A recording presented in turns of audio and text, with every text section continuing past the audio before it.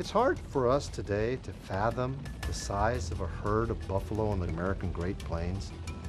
Estimates range from 30 to perhaps as many as 60 million. And then we get the firsthand accounts of what it was like to witness one of the great herds passing by.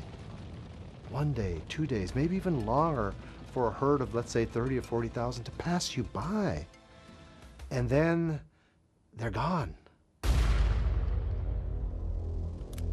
Now, it happens in a really fast way, and it happens in ways that are really quite shocking when you look at it.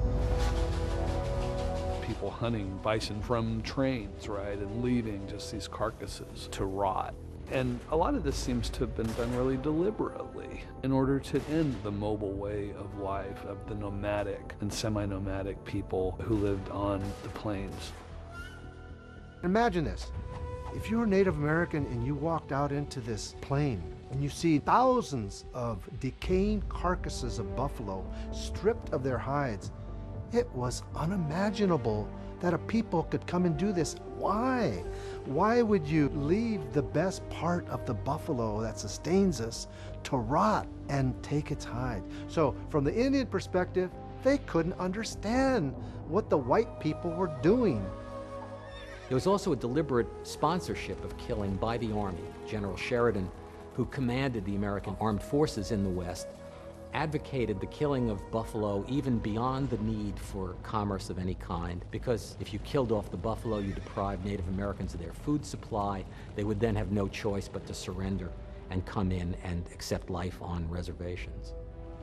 Americans had known about the buffalo, but no one could figure out how to get buffalo hides from the plains where the buffalo lived to the cities of the east where those hides might be put to use. The railroads came along and furnished a means of cheap transportation to make that connection. Between 1869, with the completion of the Transcontinental Railroad, and 1889, the buffalo herd had been essentially destroyed. There were just a remnant few left in the far north, and it was made possible by the railroad.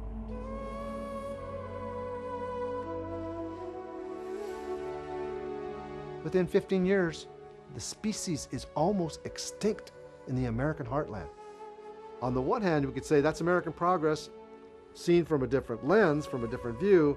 For Native American people, for example, it meant the end of their culture that was really based on buffalo herds.